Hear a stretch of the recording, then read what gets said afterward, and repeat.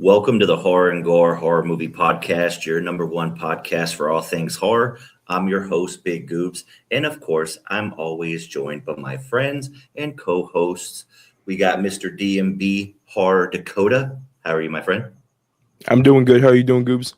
Doing good, good. Dylan, how we doing, man? I'm doing good. How about y'all? Good, good. Ready to jump into today's topic. Yeah. If you are watching on YouTube, I am, of course, in a different setting. I am on my patio because all of my children are still awake running around. So we're going to do what we can. So you may hear some background noise. I do apologize. But we're going to jump right into what we watched this week. And Dakota, let's have you go first, man. Okay. So first, I watched The Descent finally. Really terrifying movie. Thank God. Classic. So good. Then after that, I watched Frailty finally. Great movie. Matthew McConaughey, Bill Paxton, directed by Bill Paxton. Good This movie. is one, to be honest, this is one of the movies that you don't need to show anything to like make you terrified. It's people's reactions that you see, and it's absolutely terrifying. And this has a great twist to it. Yeah. Fun fact, it's Bill Paxton's birthday today, RIP. Are you Oh, serious? shit. Yeah. That's crazy. Yeah. Well, Yep. happy birthday and RIP. Yeah. True. Then I watched our main topic today, and that is Curry Barker's Obsession. Yes, I heard sir. about a little obsession too. No. We'll dive into that a little bit later. All right, man. What you got, Dylan? So I watched Godless after the last pod. We talked about Godless and I watched it. That movie is so good. It is one of the best exorcism movies I have ever seen. And Nick Kouzakis is just, he's such a chill dude. So if anybody ever wants to watch it, go on Tubi and watch that. I watched a found footage movie called Loner. It was okay. I enjoyed it, but I just wish some things were different. And then I watched Obsession because gotta watch Obsession. And then I watched Hokum today too. And that was pretty good. I'm still up in the air with between Oddity and Hokum, what I think is the best one. But caveat's not even in the running. I hated that movie. No. For me, it's Caveat. This from last to first. Caveat, Oddity, and Hokum. I think Damon McCarthy came full circle and just put everything into Hokum, and it was so damn good for me. I loved. He's just a master at atmosphere, and I loved it. Yeah, it was so good. Yeah. What about you, Goobs? What'd you watch? All right, so I started off the week something pretty light and chill. I went and watched The Sheep Detectives in the theater. Nice. Fucking fantastic. Didn't think I'd get that emotional about sheeps being detectives, but it's a great story. It's wholesome. It's fantastic. Then I jumped in and I rewatched The Conference on Netflix. It's a Swedish slasher whodunit, and about this company that goes on this work retreat, and then obviously people start dying, and it's fucking great. I rewatched The Bride, which that's still in my top 10 all of the year. It's so chaotic, so fun, so just like punk rock. Fuck the patriarchy. It was fantastic, and even better on the second viewing. Nice. Then, of course, I watched Obsession, which we're going to go into that. And then last night for a comfort watch, I watched Killer Clowns from Outer Space. Nice. Still my favorite. That's a good. That's a good comfort watch. It's still my favorite horror movie of all time. It's so good. I love it so Yeah. much. Cool. But What's up? that's all my watches. So anybody read anything this week? Nope. I started a new Aaron Beauregard book, The Slob. Pretty gross so far. Looking forward to continuing to go into the story, but that's all I did was start it. I'm wait. a quarter of the way through. I did start some. Let's hear it. Ooh. I started. Sorry. I started Made a Monster. Woohoo! Yes. Finally. Are you? Is it the audio or is it the Audio? Audio. Hell yeah. He got Chuck Brugge to do the narration, and his narrations on Splatterpunk and Extreme Horror is so fucking good. I haven't listened to the Made a Monster one, but I've listened to like 5 other ones because he does a lot of Christopher Triana's, Aaron Beauregard's, and a few others. He's fantastic. Yeah, I was talking to Rob, and he's like, excuse me, this was the guy he wanted to get to read it. So I'm like, that's cool, dude. Yeah, definitely. So, dude, I can't wait till you get into the meat and potatoes of that book, dude. I'm still on chapter 6. Crazy. Absolutely crazy. Yeah. And that's our friend who wrote that. Yeah. To be honest, I was thinking that when I was thinking this, I'm like, this dude's kind of fucked up. Dude, right? But the more and more I think about it, especially after the way we talked today about this movie, I might be fucked up on too. Yeah. Right? There's a reason we're here, guys. There's a reason we're here. Yes, sir. Hell yeah. But looks like we got quite a few, excuse me, pieces of news we're going to run through real quick like we usually do. So there's a new shark movie that just dropped a trailer called Chum. I saw a little bit of it, but you put a shark movie in front of me, I'm going to watch it. That's all I got to say about it. What do you think, Dakota? Did you watch it? Nope. I thought it was Did okay. Shark movies are shark movies to me now. Yeah, exactly. There's not much you can do with them, but they're all fun to watch. Yeah, definitely. What we got next, Dakota? Okay. So the Friday the 13th prequel series, Crystal Lake, finally has a release date.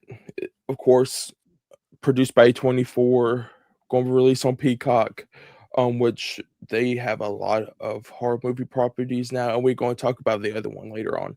But this finally has a release date of October 15th, which is a Thursday.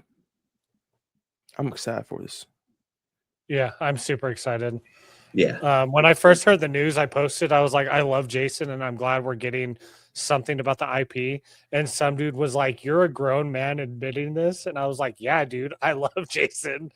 You weirdo. Right? Like, what the hell hell's that? Yeah. I'm excited. Time out. That comment don't make a fucking sense. Like fucking sense at all, because you're a grown man that likes Jason. Yeah, I'm like, it's a horror movie. Dude? Like, horror movies are made for adults where you want a 5-year-old to like Jason. Yeah. Which, like, is there an age limit on liking an 80s slasher? Like, come on, dude. Right? People are miserable, dude, I swear. Fucking awful. Oh, like Ray says, sandwiches. There we go. Yeah. What we got, Dylan? We have Amy Madigan joins the X-Files reboot, which I'm excited because I love Amy Madigan. I think Coogler's going to do a great job, so I'm excited. Dude, the original X-Files show scared the shit out of me as a kid. Like, Yeah. it just, I don't know. It was always on like channel 61 where I'm from, and it would always come on right after The Simpsons. And so it was like watching The Simpsons, laughing, haha, and then that show scared the shit out of me. Yeah, they're just like creepy shit, and you're like, oh no. So yeah, I'm excited, and with Coogler on it, take my money. Yeah, exactly. It's gonna be great. What you think, So what we got Dakota? next? So, I haven't watched X-Files. I hear everybody right now in the comments. But I do like Ryan Coogler. I do like Ryan Coogler, though. I love Sinners. I really love his Black Panther movies. I need to still watch his Creed movie and Fruitvale Station, but great director. He knows what he's doing, and he's a really big fan of the X-Files. So if he's a really big fan and he's a great like director of like film and especially TV now, I'm down for this. And especially Amy Madigan, Oscar winner Amy Madigan, by the way. Hell yeah. Yeah. Yes, sir. No, he's getting a bunch of kind of high profile actors to like join in and stuff. Yeah, so that's cool. Definitely. Then some video game news. This is always going to be fun. Jason is coming back to Fortnitemares. And I can't. That is the funnest fucking mode in that whole game, dude. Dude, I love it. I remember we like played the entire time. Colby was always on it. Ian was always on it. We just would go back and forth playing with each other. Yeah, so good, man. I'm gonna say this right now. Fortnitemares is the best time for Fortnite. Yeah. Dude, I hope they bring back the chainsaws, man. Oh, they always do. I hope they bring back that and the witch brooms. Oh yeah, the witch brooms are fun. Yeah, just whatever it was last year, bring it back and give us some more skins. I'm a happy camper.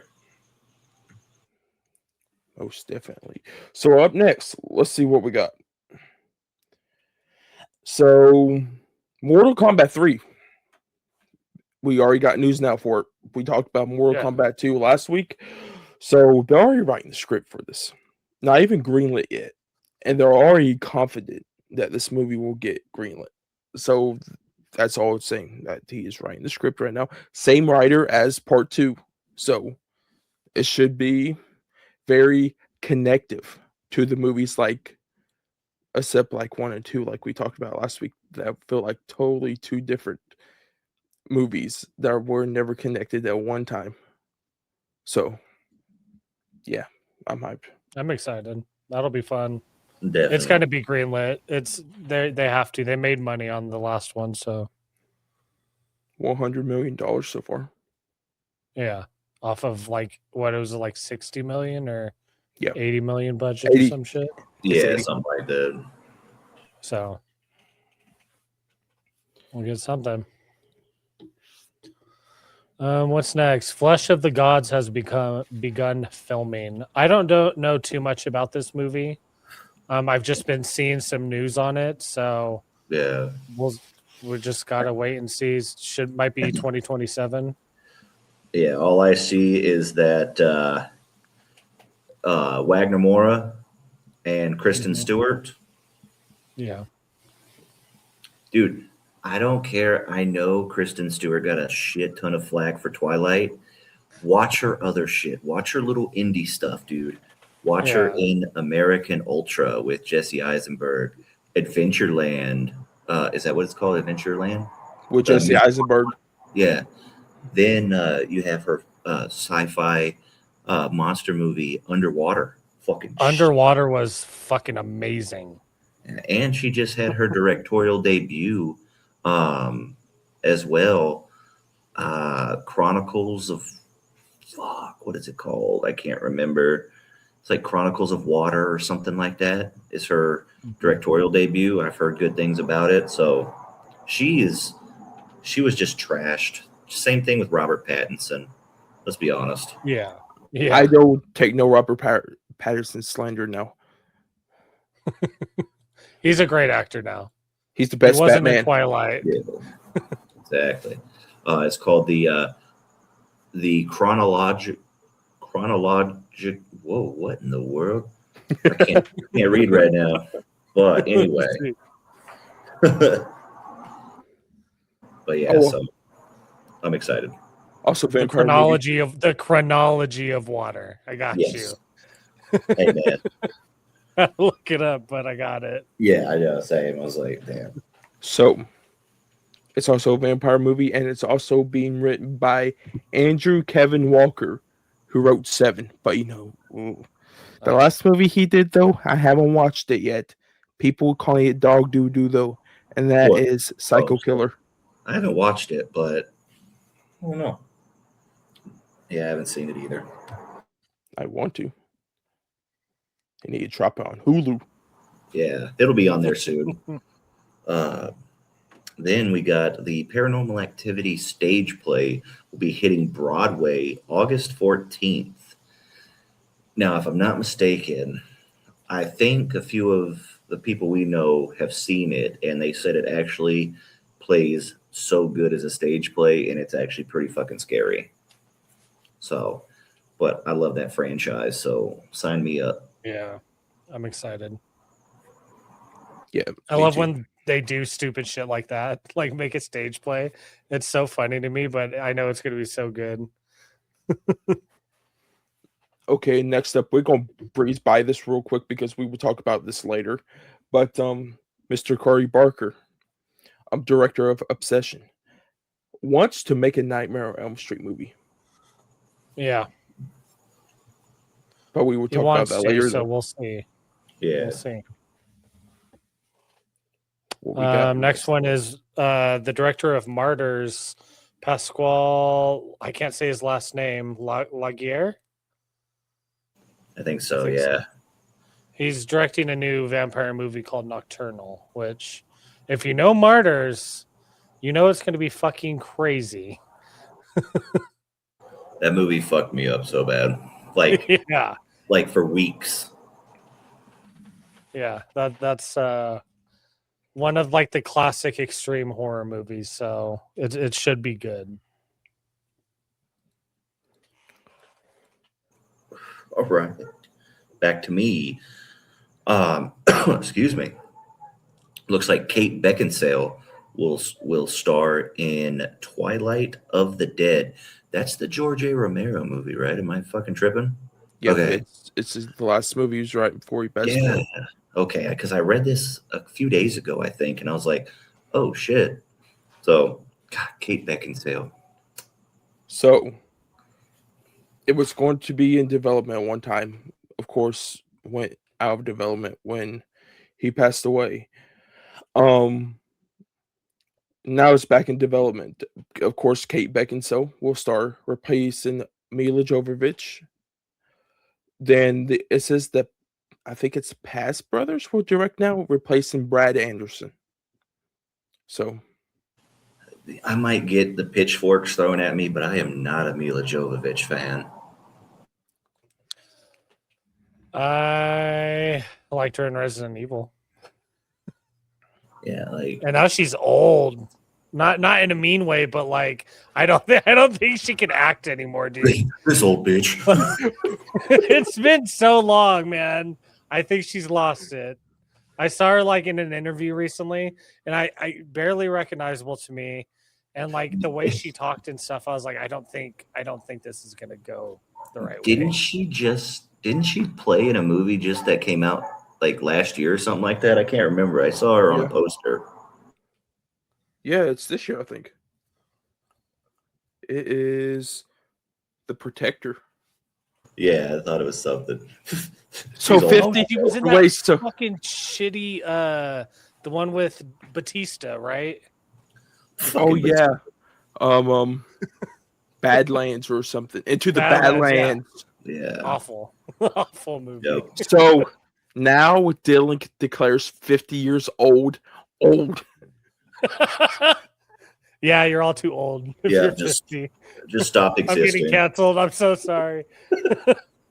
This is only your episode 2, and he's already canceled. right. I don't know. There's certain actors I'm just like, just hang it up. So up next, Goobs, I'm gonna actually let you take this one. This is your guy. So I'm gonna let you do a double in news. All right, so Joe Begas, the director of Christmas Bloody Christmas, Jimmy and Stiggs, VFW, Bliss, he is actually making a new movie, and it is going to be called They Call Him Zorro. Now, let me get you the premise of this because it sounds badass. So let me go real quick. My bad. I wasn't prepared. Oh, you mean get you? I got you right now. I was going to say, I got it right here. I had to go to his Instagram page.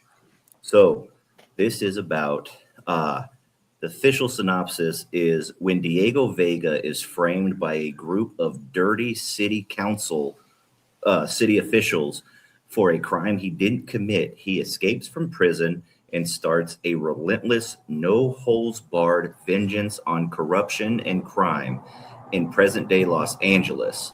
The media quickly finds a name for the masked vigilante riding a black El Camino, armed with chains, machetes, electric saws, and a sawed-off shotgun, and they call him Zorro.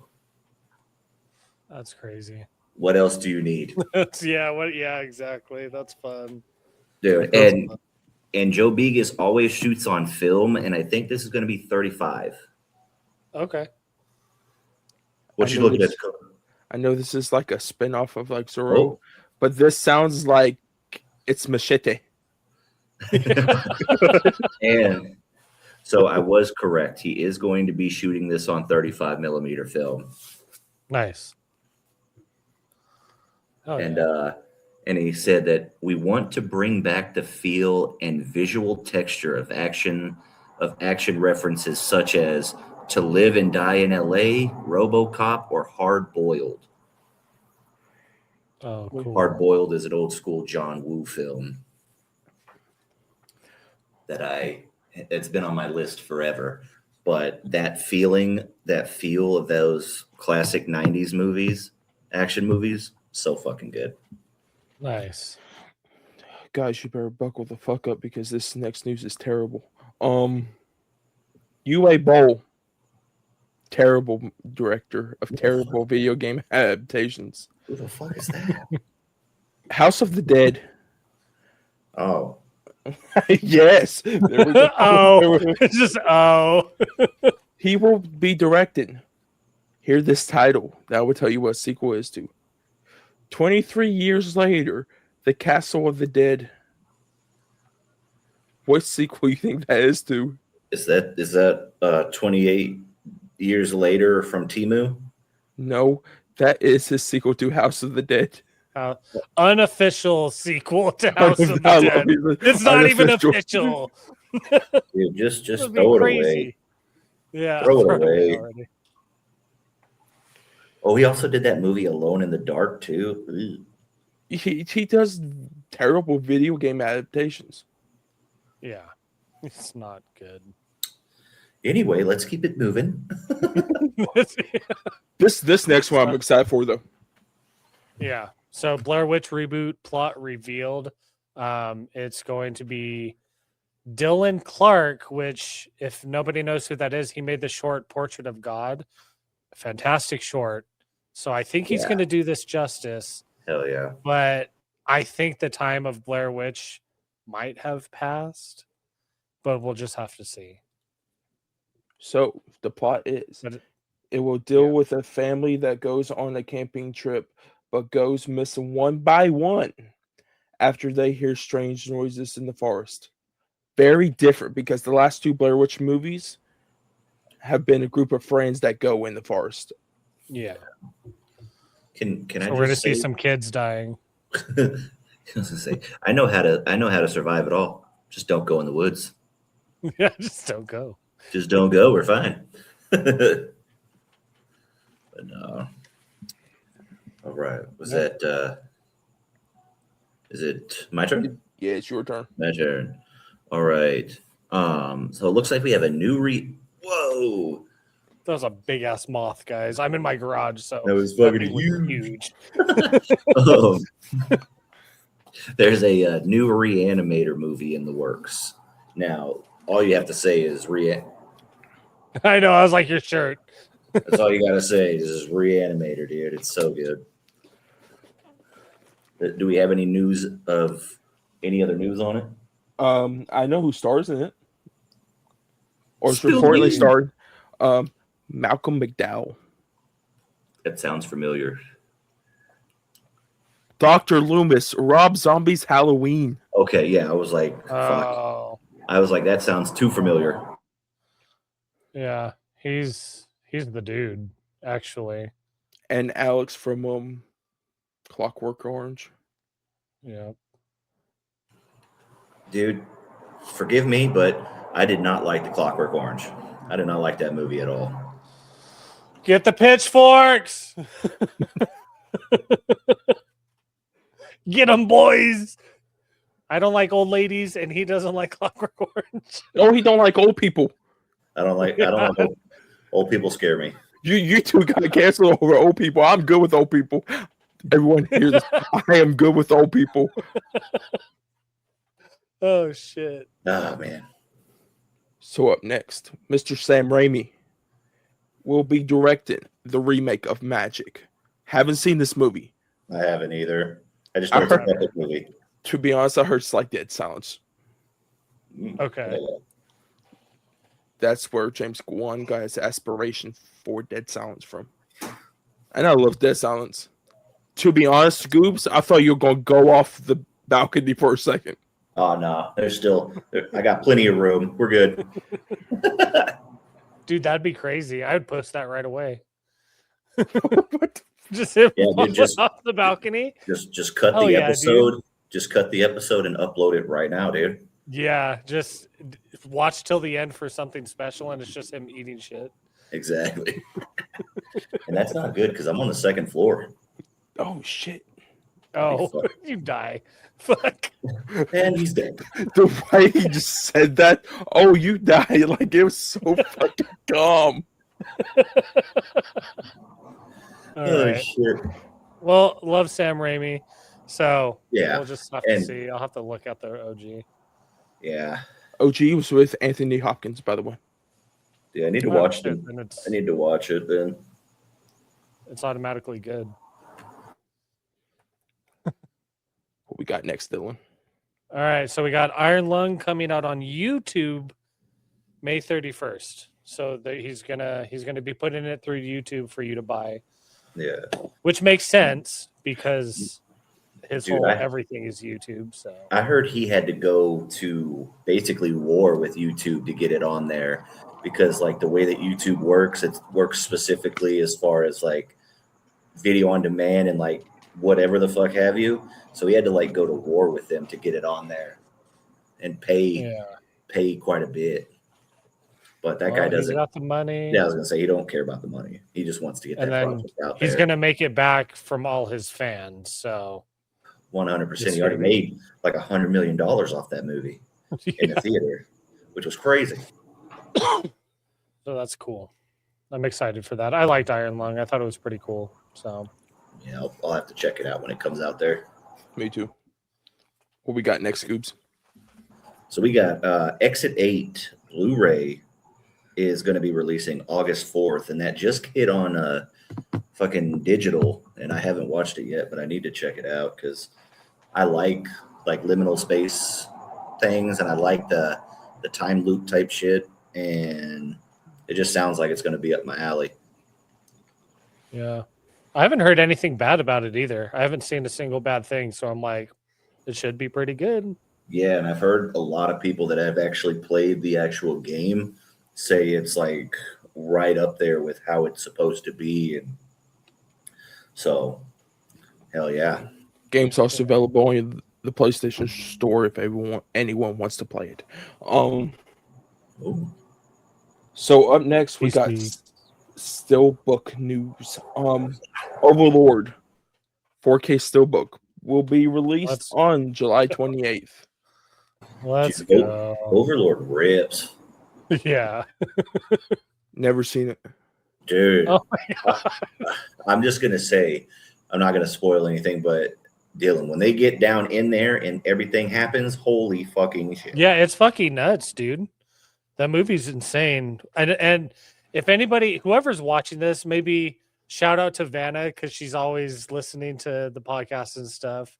Make a running list of movies that Dakota hasn't seen so we can tell him to watch them. Please, someone do that.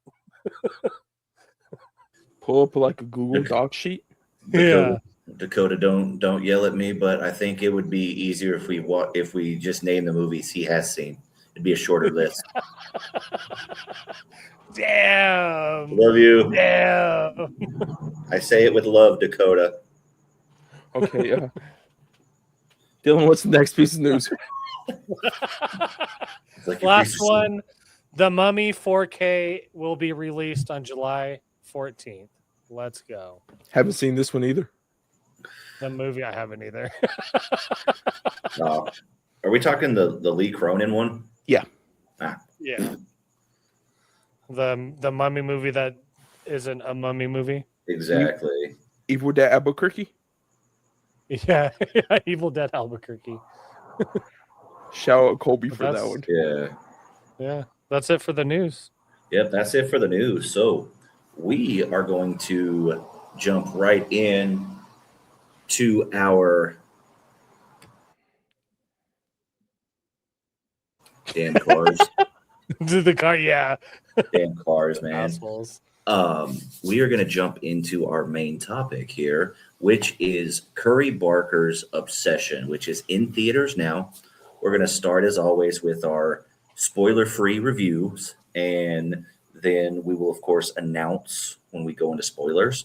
But before we jump into our reviews, if you're not already following us on our personal pages on the podcast page, do it now.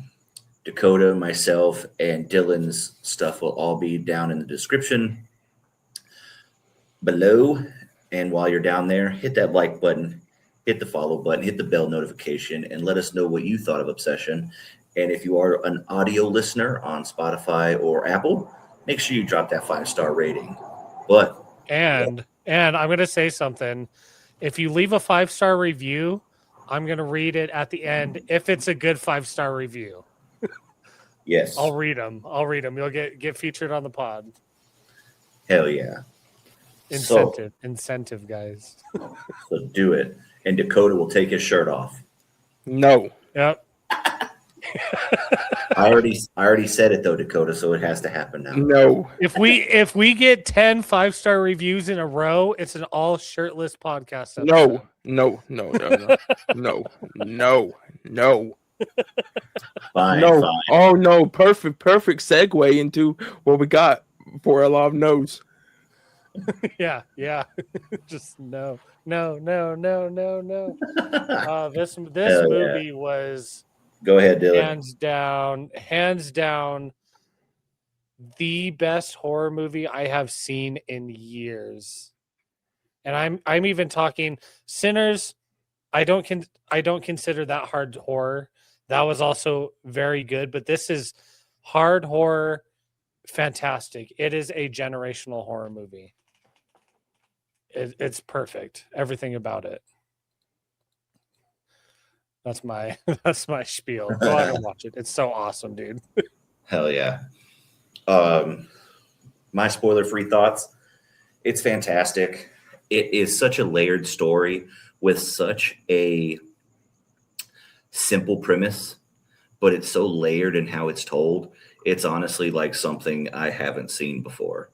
You know, the be careful what you wish for is such a old school trope going back to, the old Monkey Paw and, other films like that this one, it has that same premise, but goddamn, it is just masterfully done and layered, and how the subject and context of the story will make you feel just so uncomfortable is amazing. And Michael Johnston, Indy Navarrete, fucking Coop Tomlinson and Cooper Megan Thompson. Lawless. Yeah, they're all so fantastic as far as the performances go. How everything is shot, from the lighting, the angles. There's certain things that I'm going to get into within my spoiler thoughts about just the technical aspect of this film. He just has an eye for shot composition, and just it's the direction. Everything is just fantastic. And yeah, I'm going to leave it at that. Okay. So you guys don't know anything about my thoughts about this movie. I've been holding off. We know nothing. So this is one of my most anticipated movies of this year. Heard it back last year in September, August at TIFF and Fantastic Fest. Corey Barker, Milk and Cereal, fantastic. Love what him and Cooper Tomlinson does with That's a Bad Idea. They're comedy sketches. So going through this, hyped. Love the trailers. Love the promotion for this. This movie is a fucking masterpiece. Straight up. This movie takes, like what Goop said, a simple concept of a witch going bad. And Curry is a genius with how he turns it into something that's diabolical, that's creepy, that's bleak, that's hopeless. And just that story, and the acting is phenomenal. He picked an excellent cast. But the two most outstanding people in this movie is Michael Johnston and Indy Navarrete. Michael Johnston as Bear. To be honest, out of all the horror movies I have watched, I have never felt like more connected with a character than Bear. First 10, 15 minutes, I felt like, fuck, this is me. Like, everything hit right to a T. And with Indy, I've been hearing the similarities of this, and it hits right on the point. Take Michael B. Jordan Centers, played two characters, right? She did play two characters in this. She played Nikki, but she also played Freaky Nikki. Yeah. And the two, how she switched that around was so fantastic. In the way she did these scenes, the way she acted, her faces that she made in this movie was so good. And to have a movie that's made on $750,000, this is damn good for that, to have that cheap of a budget to make this a hour and 48-minute movie feel like a claustrophobic, nightmare-inducing ride for not only the characters in the movie, but for us as the audience. And the one thing I love, because as a film lover, is the way Curry Barker done the aspect ratio for this. You see how it's like the little box kind of? It's not full screened. He said that he wanted to do this to make it more terrifying, and he did. I felt like the more the smaller the screen was, the more personal we got with the characters. It kind of feels like we were right there with them. And this movie's so good. Like, I have never wanted to go watch the movie again. That's really fucked up, but I really want to. I'm definitely getting the 4K for this. So if you call me fucked up, I guess I'm fucked up. I wanted to watch it immediately after. I was like, I have to see it again. Yeah. It's amazing. Same. But those are our spoiler-free thoughts.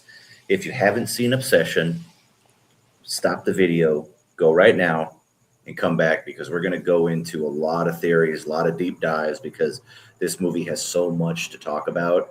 And we're just going to jump right in. Spoiler warning in 5, 4, 3, 2, 1. This movie. So first, I wanna go in the direction of when we first start out with Bear at the fucking diner or whatever, having to fucking seeing his low confidence and his low self-esteem right off the bat, where you, like you said, Dakota, you have like this connection of like, or not saying you have low self-esteem or confidence Oh issues no, like that, oh no, brother, I do. I fucking do. okay, Okay. so Okay. seeing that on the screen right up front, where you're just like, okay, this is going to be our protagonist, this is who we're going to root for in this film, because it's like because I think we've all been there where it's like looking in the mirror, practicing what you're going to say. I think every man has done that at least once in his life, where it's like, blah, blah, blah. I think everybody has done that at least once in their life. So you get this like human approach to him as a character, and you kind of see what is transpiring in his brain about Nikki. And I just felt like it was a good start in regards to that. And you kind of get the friendship between Ian and Bear as well. Like he's the, what do you call it? He's like the wingman. He's like, yeah, this is what you got to do. Just say it at a certain time, trying to give him the confidence that he needs to say it. Yeah. Ian was the guy that's like, he kind of gets the girls, he negs them, he makes fun of them. He has that confidence, and Bear just doesn't. Yeah. So he's trying to help a friend out. Yeah. And that's what I mean by, and this is just the first scene of the movie where your expectations are like, okay, he's just trying to help him out. Say, you got to pick the right time. You got to say these things, just be kind of honest, blah, blah, blah. But then when you further go through it, you're just like, whoa. But I thought the first initial setup was just so important with how it will make you feel going through this film all the way through. What did you guys think? I've never wanted to punch a character more in the face than when I saw Ian. Like straight off rip? Straight off rip. I know people like that, and I know people like all the characters in the movie. Yeah. And Ian and Bear and even Sarah, they're all just horrible friends. They really, and yeah. That's why I connected to this movie, because I'm like, oh, I know that person, and that person. I've tried to help these people, and I just fucking couldn't, because they're just bad people. Yeah. Oh, I've been the same thing in Bear's shoes, and having a friend like Ian do that. Yeah, I'm like, fuck this dude automatically. First 2 minutes, fuck this dude. I'm like, I never hated a character when the movie started till this movie. Yeah. And during the progression of this first like 10 minutes, 15 minutes, where you're fully, what's the word I'm looking for? You're introduced to these characters, this friend group. You're like, okay, he likes one of the girls in the friend group, yada, yada. He's trying to help him out, but he also has his own type of shit to deal with. And you go to the house, and he goes to his house, and the shit with his cat. Like, you're just like, holy shit. His cat gets into some of his pills and ends up dying. So, of course, now he has this other type of thing where the only thing in his life that loved him unconditionally, which are pets, let's be honest, they love unconditionally. Maybe it's just because I'm a cat person and I love my cats. So, but it can go for any animal. If you're alone and you lack that confidence and you lack that kind of self-esteem, and you have an animal at home that loves you, and that animal dies, it just puts you in a whole nother mindset of like, fuck everything. I have nothing at this point. And that's the straw where I think eventually gets to him where he's like, maybe I just need to wish something because I have nothing else. And that's what drove him to, you know, maybe I'm reaching, but I think the cat part was in there for a purpose of, you know, losing something that you love so much and not having anything, already being on the edge per se. And now you're just going to go do what you can. And I think that's where that cat part also kind of shows his character to me, because if you're not responsible enough to put your pills away to not kill an animal, then how are you going to be responsible enough, and how are you going to care for a human being? that's a Like good that point. was like the first point where I was like, this dude is not it. And I don't think he should be going for women. He needs to be working on himself. Yeah, that's a good point. I didn't think about that because, yeah, my cats, I put everything away. They can't get into anything that would hurt them. You know what I mean? So exactly. that's a good point. And Bear has also this, like, he's stalking her social media pages and seeing all these things. But it's like, I don't want to say it, but I'm going to say it. You being such a pussy is what got everybody into this mess whatsoever. You know what I mean?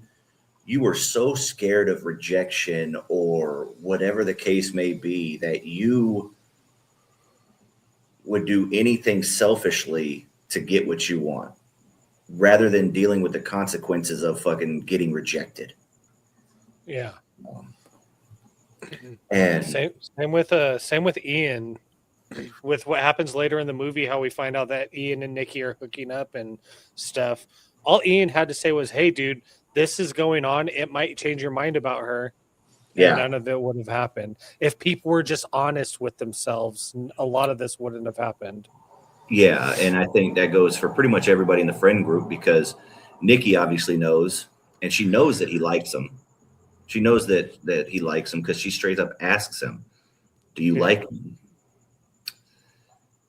Then, of course, Sarah, of course, knows because she's like, I told him I wouldn't say anything. But no, that's fucked up. If you're a friend group and that stuff's happening, then you're not a friend group if you're letting it go under the rug, knowing that this person likes this person. And You know? and Sarah's not a good person because towards the end of the movie, the car scene, she would have made she would have hit on Bear and cheated with Bear on Nikki just because she liked Bear so much. She's that girl in the friend group. Yeah, this you can just tell that that's why I think all of these characters have. After the whole movie plays out, you realize that none of these characters are good in that way. The only one that is like that turns into the one that you kind of feel bad for is, of course, Nikki, because what I think the biggest thing about this movie is it touches on themes of free will, bodily autonomy, and just consent itself. Yep. Because when Bear goes in, so he gets a phone call from Nikki. She says, oh, I dropped my crystal necklace in the thing. You know, are you coming to trivia? Blah, blah, blah. He goes into that store with good intentions to get a necklace replacement, to get something for her in a nice gesture. But he's doing it to show like, hey, I care about you. I listen, you know, that sort of thing. Like, I'm the good guy. But when he sees that one wish Willow, he goes, you knew right from the get-go, he's thinking about something super selfishly. He'd stopped thinking about her. He started thinking about what can I get from this? Yeah, and that plays into the whole, like, I'm just going to call it what it is, the whole incel culture, where he wanted to be the nice guy. He wanted to be seen as something that he actually wasn't. He's not the nice guy because he did everything for himself. And that's Just those are the layers to this movie that are amazing. Yeah, definitely. Once you pay attention to it. Yeah. What about you, Dakota? What are your thoughts? If Nikki didn't drop the fucking necklace, none of this would happen. I mean, maybe. I mean, yeah, that is kind of true. But you could also go, if I hear that as like they're not anything but friends, and let's be honest, he knows this. He knows this. So he wanted to do that to show, like Dylan said, I'm the nice guy. Look at me. When, dude, I have friends, and I know what type of people they are. You know what I mean? Like, you kind of like in the high, because they're right out of high school, probably. They're kind of in their 20s. They're above 21, obviously. They're above 21. They're like mid 20s, right? The people I knew in my mid 20s. Bro, I know what kind of scumbags these people are. You know what I mean? They're still friends per se at the time, but it's like you kind of know what you're getting at. You know the type of people that you're hanging around with. Yeah. So it goes back to him trying to insert himself as I'm what you need kind of thing. And in my head, instead of going to buy the necklace, I would have been like, okay, why don't we just take apart the pipes real quick and just fish it out? Like, it would have been so much easier than all of this bullshit, man. Yeah. No, for sure. So, this has been running through my head the whole entire time. When they're in the car, right? And he calls her freaking Nikki. And she gets pissed and she comes back. And she's like, why you call me that? Why you call me that? And of course he's like a deer in headlights, because he's like, oh fuck. Because of course Sarah told him, oh no, Ian told him, oh yeah, you should call her that. Which Ian's still a fucking asshole for doing that. Yeah. And there was a moment, and this is the greatness of Curry Barker. And he put this in the script. He said, it feels for some reason when she's like, Bear, do you like me? And he's like, no. There's like a moment of like disappointment on her face. Mm-hmm. And he put that in there because to make sure, like, did Nikki really have like a Bear a little bit, or did they just want to be friends? And to have that, and if she did, it's the opposite of like, if she liked him, why did she not tell him? And what if he liked her like this whole entire time? Why did he not say anything? Because it's confidence. Mm-hmm. The whole entire time. If they were confident, none of this stuff would happen. Yeah. And I think he put that in there to show how bad of a dude Ian was, because they hooked up for 2 years. It never went forward. She's looking for something. Bear could have been it, but instead he just didn't have the confidence. Yeah. Go ahead. Because a lot of because I don't know, Curry put really good emphasis on like the friendship of what Nikki and Bear has in the beginning, kind of like coming out of high school or college, like that friendship of that you have, and it kind of like elevates to the next level of like you two like each other and dating. And he put that really good in there. And like you said with Ian, like that's why she put her 2 weeks notice in, because she knew she couldn't, Ian wouldn't go along with it. And I just have a feeling that Ian and Sarah was doing some shit, and it kind of like pissed Nikki off that she found out. And I feel the same way. and she I wanted to feel go a like there different was some way. fucky shit going on. And like you said, like Bear, like the one person that cared about her is Bear. And she asked him, because it's not like, oh, why did you say like hateful? It's like she was mad, but she's like, it was kind of concerning. Like, if you like me, why did you just call me that? Like that disappointment. And it just made it worse when she's like, no. And it's the thing of when he said no, she's like, okay. And she ran real quick, except like being right there, getting pissed and walking off. It's kind of like that like the scaredness that someone gets when they kind of are like disappointed in something. They like run off real quick. Yeah. Yeah, but you could also put that if she didn't want to say that, I do kind of like you or whatever, if she wasn't honest with him, maybe it's because she has the guilt of doing that behind his back with his friend, basically. Even though they're not anything, when somebody has that kind of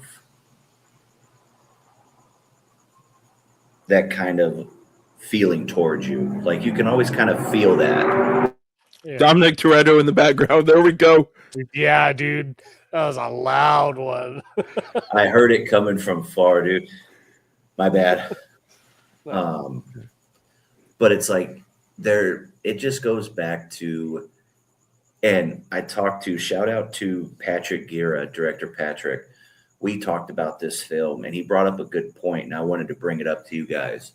I feel like the characters' ages play a pivotal role in their decision making, especially Bear's, because there were tons of times where he had the opportunity to, one, just put up or shut up and say how he feels, but two, even after he makes the wish, he sees like, this is not how it should be. This is not how love and affection and relationship should be. He knows it. You can see it on his face the whole time where he's just like, yeah, this is fucked up, and she's fucked up, but it's because of what I did. And he had the opportunity to right the wrong, but just doubled down and tripled down on it. Yeah.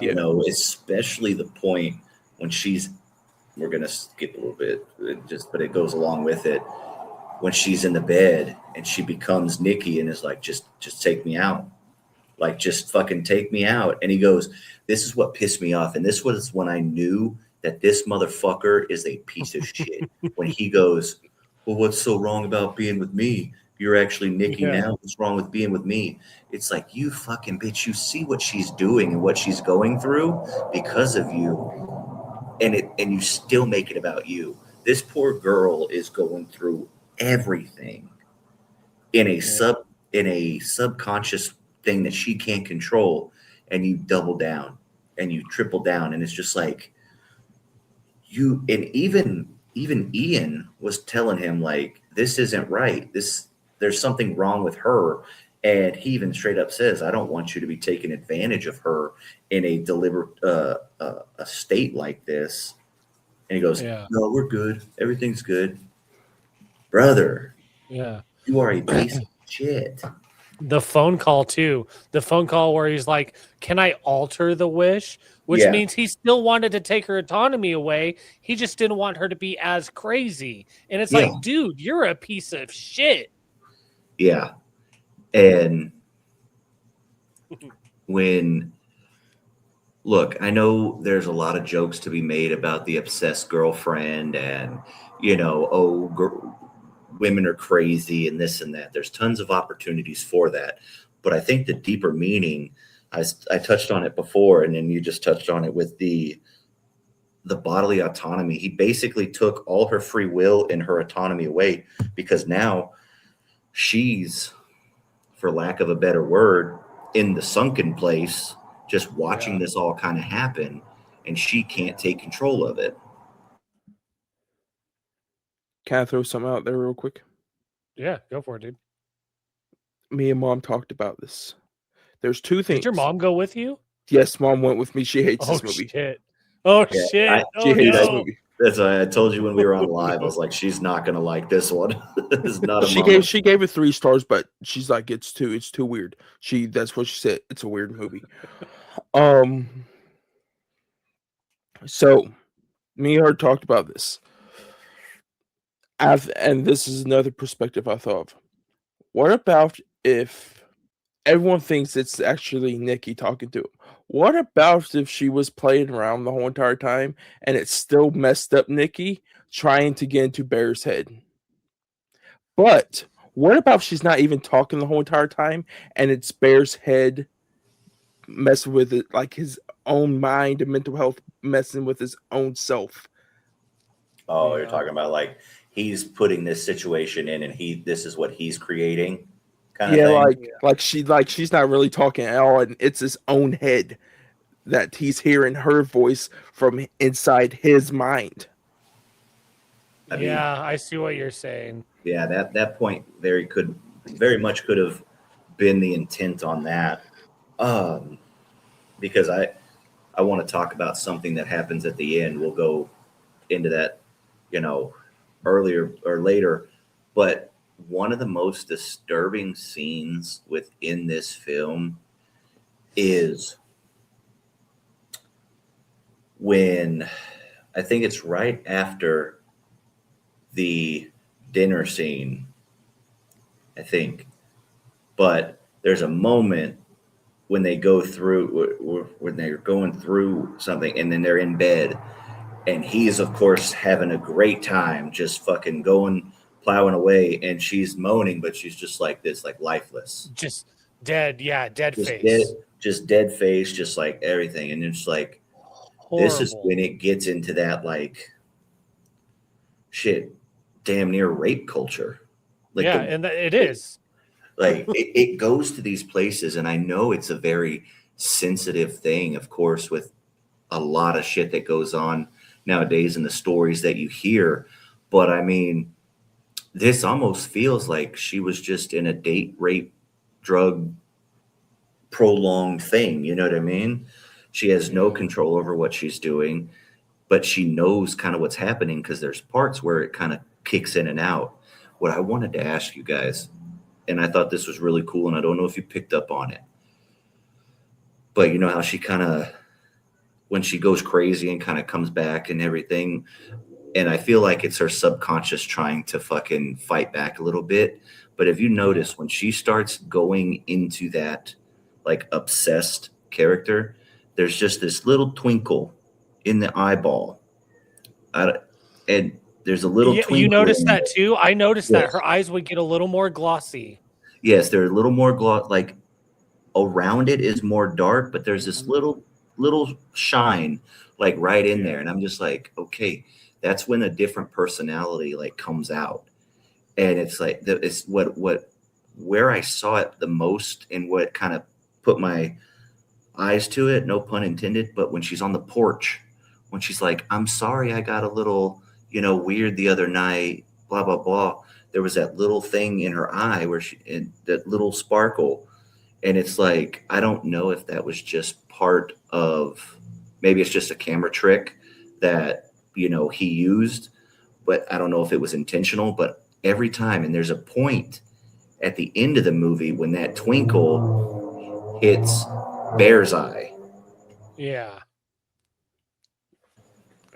Go ahead. There's something I want, because she said this twice, and I want to know what she saw. Do you realize when she kicks out real quick and she's like, I saw something behind you? What the fuck was there?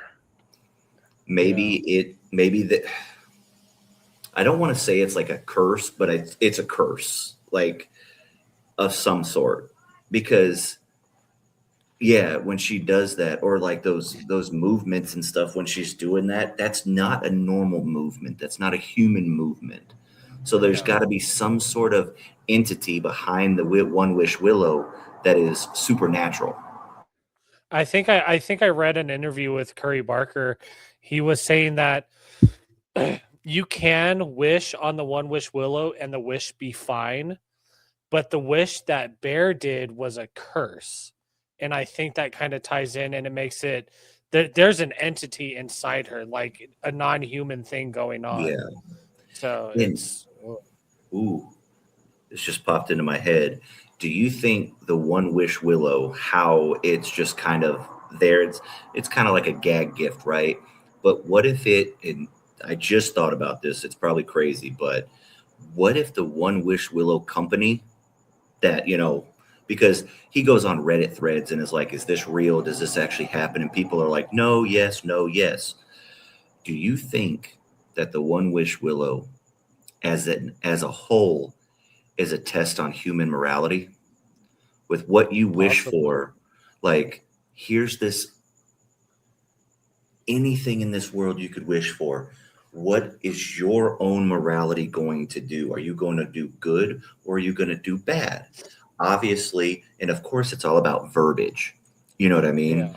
It's all about verbiage. There could have been where he's like, I wish the true feelings of Nikki would come out to me and allow us to potentially be a couple. Snap. Yeah. Totally different than just I wish she would love me more than anybody in this world.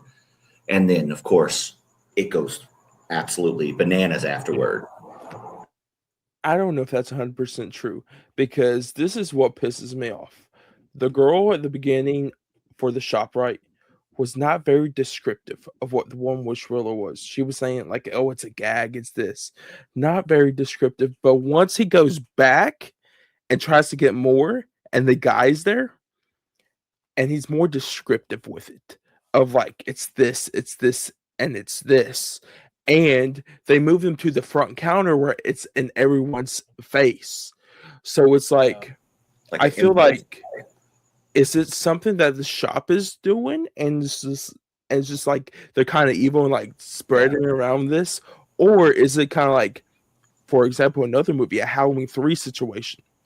A company makes these cursed objects, they send them out, and then it just causes havoc all around. That is, I guess, at this point, one thing that I wish would have been fleshed out just a tiny bit more, excuse me, is where did the One Wish Willow come from? You don't got to do a full thing, but just a little bit of something. And I know it's probably on purpose, the ambiguity of it all, because sometimes ambiguity is the best way to approach things because it gives us conversations like this. Yeah. And to be honest, I think he's going to go into that because he don't want to do a movie, but a movie would not be that bad. But he really wants to do a TV series. Yeah, I was going to say, that'd be cool. Because especially the different One Wish Willows that are gone, I want to see who got those and what did they wish for. Because Bear was the first one to pick it up. But then when he came back, like 3/4 of them are gone. Yeah. And I feel like that probably would make a great like type of TV show or even another like little short film. I know when you go do like an anthology film. Yeah, an anthology type, that'd be pretty dope as far as like the One Wish Willow kind of thing. That I just wish there was just a little bit more, but I appreciate how open-ended it is because it gives us these type of things to talk about.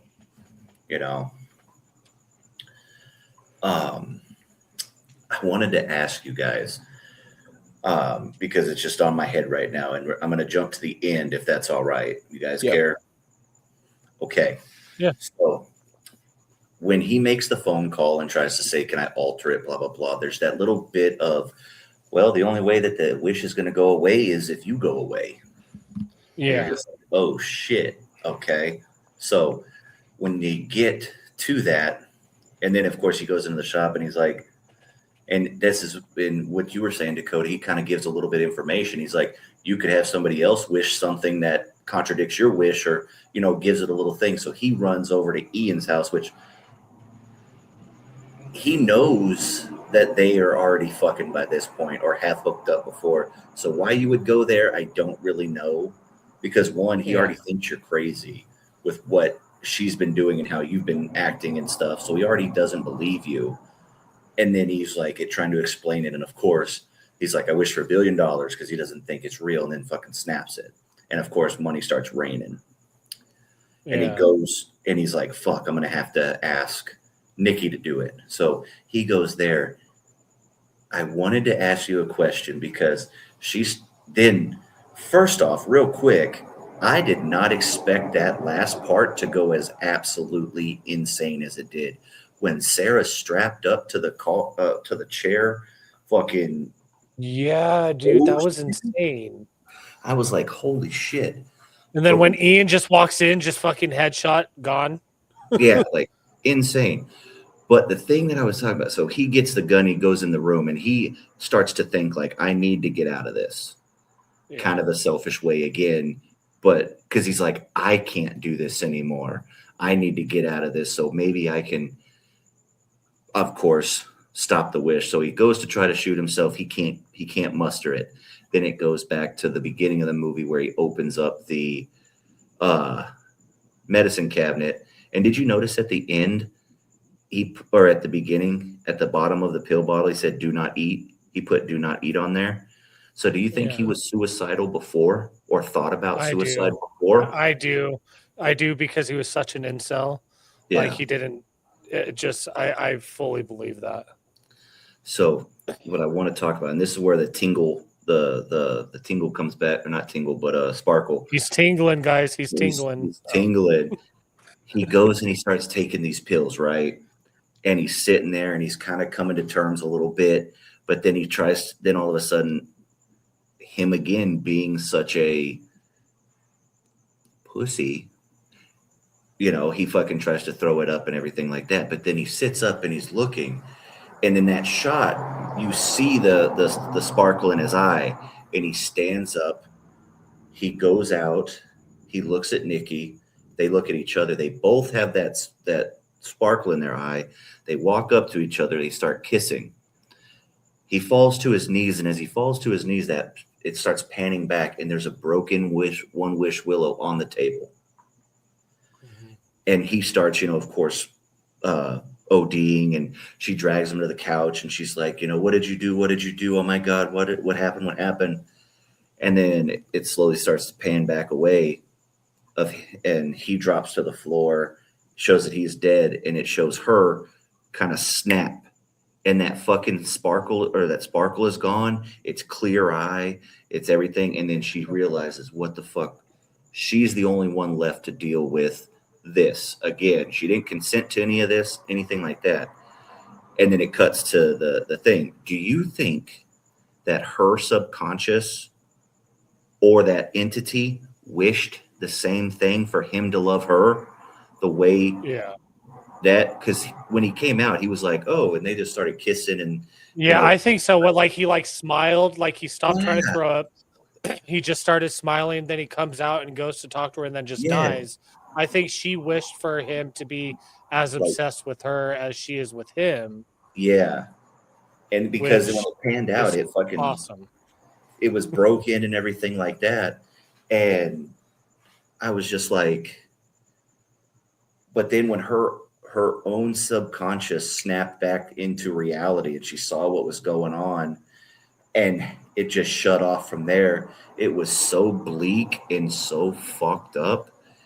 I just had my hand on my face like, what the fuck? But my thing was, I think that the entity or her, whatever, it was just like, he's not reciprocating that love to me. I need it. And she did the wish too. Yeah. But I was just curious if you guys thought that she did that too. Yeah, I thought she was just like, I want him to obsess with me. We're going to be together forever, blah, blah, blah. And then he die. And then she has to go through all the bullshit after. She's going to lose her autonomy again because she's going to jail unless she goes back to Ian, grabs all the literal $1 billion of $1 bills, and then goes somewhere. Insane, dude. Yeah, but I think this movie was just so smart and so deliberately. it was deliberately fucked up for those reasons, as far as like it brings up the conversation of, and I guess it's the male loneliness epidemic. You know what I mean? Where Yeah. it's always like, I'm the good guy, I can do this, but then when you Yeah. get the opportunity to do it, you fucking make a bad decision, and you make it that you're not necessarily in it for the right reasons. You're not in it for love and compassion. You're honestly in it for control and possession, because that's what he wanted. Yeah.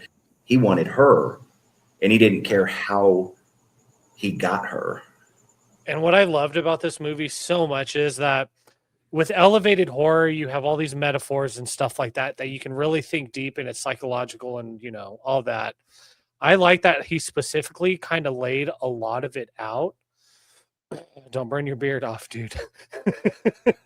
I like that he kind of laid everything out so even people that are like Bear can understand, hey, this is the bad guy. And that's what I absolutely love, because Bear is the bad guy. Ian's a bad friend. Sarah didn't deserve what she got, but she was also a bad friend because she was going to cheat with Bear and shit. And it's not so deep that you have to like delve into books and stuff on it, but it's deep enough that when you think about it, you'll make the realization like, hey, I probably shouldn't act this way because this is a bad way to act. Yeah, 100%. I can't believe I didn't gloss over. I glossed over this, but the fucking packed lunch cat sandwich. The cat. Oh my God, dude. That's What do you think that was about? Like, what was the metaphor? What was the fucking deeper meaning behind that? Because god damn, do you think it? Okay. Do you think it was actually Sarah that made that lunch? Like to get like. I think what happened with that was I think the real Nikki came out and was like, we're gonna feed him cat. And the same with the pictures, the one that says not me, it means that it's not the real Nikki, it's someone else. Right. I think she just came out in those moments and was able to do something. I think throughout the movie, you see the real Nikki come out and do things like trying to bash yourself in the face. I think that was the real Nikki. I don't think that was freaky Nikki. No. I just think she just was able to come out and finally do something. Yeah, because if you notice when she did it, she fucking was like, it was almost like a sigh of relief for a little bit, like where she was just like, ah, and she did it again, but then it was like, I'm sorry, I was just joking. You know what I mean? Yeah. It almost, I was thinking about this during the movie, but I don't know if you guys know what BPD is. It's like a personality disorder where you snap back and forth between, I don't want to say two personalities, but it's really high or really low. And it reminded me of that with Nikki because she would be super erratic and manic, and then all of a sudden she'd be fine. And it just reminded me of that so much. And I'm like, maybe this is a conversation about BPD because that's really big in the mental health field right now and stuff too, because a lot of people are going through that. Yeah. But I have no idea. But I feel like we've been yapping so much that Dakota needs to say something. All right, Dakota. Okay, we're gonna start with the cat. The cat's fucked up. That's fucked up. But I want to hold this off because we're going to be talking about the car scene and the party scene later. I want to talk about those two before we get into like what Curry's doing in the future and everything. But the very end, I want to throw you some fun facts out. I learned about this, and this is the brilliance of Curry Barker, of Michael Johnson, and the rest of this cast. The part where Bear puts his fingers down his throat to get the pills back up was Michael Johnson's idea. They filmed the whole entire scene of him not doing it, and they said cut. And Michael's like, Curry, hold up. He's like, hold on, Curry. And they must have been very playful on the set because Curry's like, Michael, your hair is okay. We don't need to retake it. He's like, Curry, I got an idea. He's like, what about if Bear didn't want to die and he puts fingers down his throat to try to get cough the pills, throw up the pills, and Curry's like, "Fuck, that sounds like a good idea." So they reshot the whole entire scene, That's but crazy. the ending, there was two endings to this, and he never already said this. One is the ending we got, and the second ending that they filmed was the one that she killed herself. Okay. Yeah, because But she said because they watched both when they were doing the edits and everything, and they said when not only when they watched the edit, but with the crowd, that with her screams in the background with the credits rolling was more effective than if she just killed herself and it just went kind of like panned both of them on the ground and it went credits. Yeah. I think the Yeah. ending was perfect. I'm not gonna lie. yeah, I thought it was great because at first when he walked out, because he had the gun when he walked out, I thought he Yeah. was gonna fucking shoot her. Yeah. And because you guys were talking about the stick breaking, did she do or not? Mom literally told me as soon as the movie ended, she's like, she wished. I'm like, did she wish for him to, like, for space and that's what happened? She's like, no, she wished for him to be obsessed with her and he just walked out there like it was nothing. Yeah, I'm thinking, oh shit, she is right.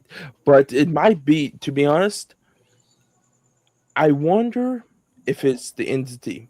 I wonder if you guys are saying, it sounds like you're saying there was always something in her. I feel like there was something in these sticks always. And without her even speaking it, because you don't even hear her say a word, you just hear the sticks, the one witch willow snap.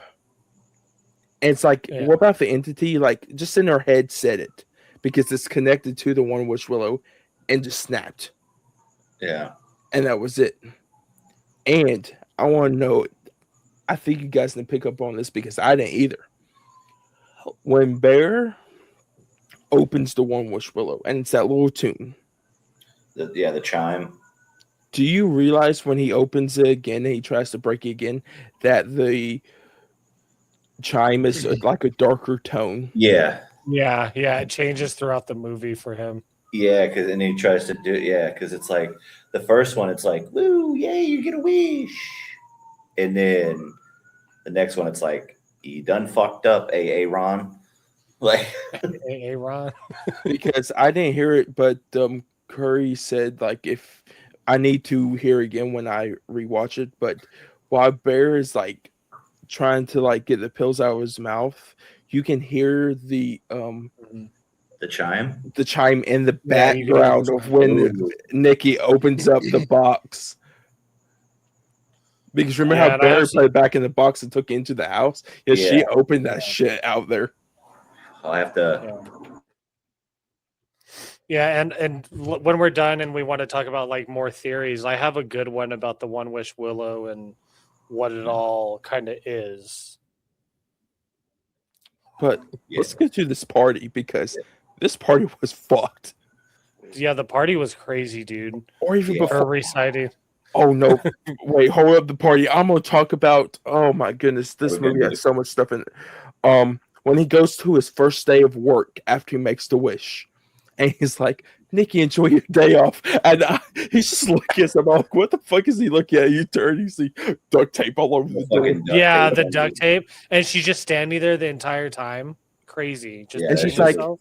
"If you can't open the door, you can stay home." He's like, "No, I got it." And another creepy ass part was when they went to work together, and he's talking to Ian, and she's just in the background, just staring at him, smiling. I was like, oh my god, dude, unsettling. It's That's the same way indie, in the. like, crazy. It's the same way Yeah. in the restaurant also, because you see him on a phone call and she just steps out. The steps back, yeah. And yeah, the fucking first off, I'm gonna see it tomorrow. I'm taking Brandy to go see it tomorrow, so I'm gonna fucking listen for that Oh. too, and I'm gonna look a little further into it. Good, good. Yeah, I can't wait to see it again. Um, did you guys notice that every time she fucking screamed on the sound design changed on her screams? Like each time, Hmm. It's like if it's an entity and it's possessing her and it's becoming more and more and more, yeah, like it's it's taking over more than her. Yeah. It's yeah, like it's learning how to like do things too, yeah. which I feel like it's doing these things to make him stay kind of where he's at, like play off of his own insecurities type of, yeah. you know what I mean? Because let's be honest, and age, back going with what I was talking to Director Patrick about, he said that age plays a lot into, I think, how this movie plays out. This is just me, but if something like that happens to me as a 37-year-old, almost 38-year-old man, I'm gonna be like, listen, I'm fucking out. I'm Yeah. I don't care that I loved you so much that I would do this type of wish thing. I'm out. I'm gonna like in the scene in the bathroom when she's showering after she done pissed herself and threw up on herself, all that stuff. When he's going to the party, he's like, no, it's just a boys' night. And she starts getting upset and doing you know, she was screaming, and then she starts banging, and he's like, fine, fine, fine, you can come. Like, no, I'm going to a boys' night. Like,